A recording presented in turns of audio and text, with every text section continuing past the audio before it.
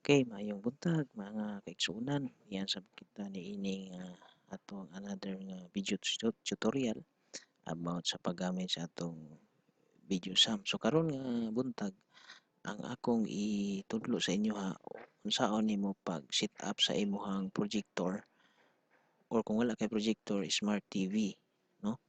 So ang una nimong buhaton, i-connect nimo ang imong projector sa imong laptop. Okay, naman ay wire, no?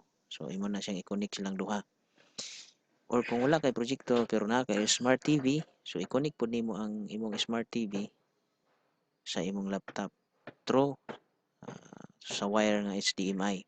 So after na na-connect na nimo, ang imong buhaton moadto ka sa keyboard sa imong laptop or sa keyboard sa imong PC computer. So ang imong buhaton, kita nimo ng Windows sign diha o letter P sa imong keyboard, imong buhaton imo na siyang click duha, idungan nimo na siya pag-click. So ay nga niya mahitabo kung idungan nato pag-click.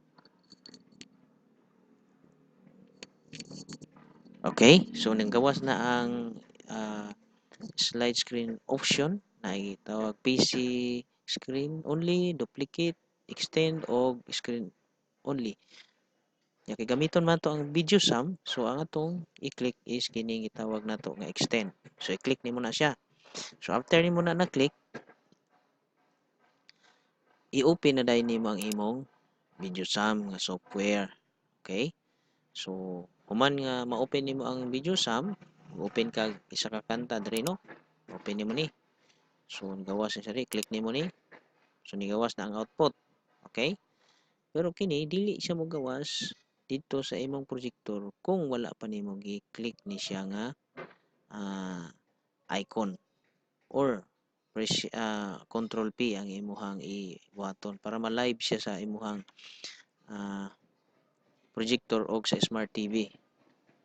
Okay, so ingana lang siya kadali mag-set up mga igsuon sa ato ang projector or smart TV aron magamit nato atong video sa mga software. So, i-like ni, salamat sa inyong padayon nga pagsunod.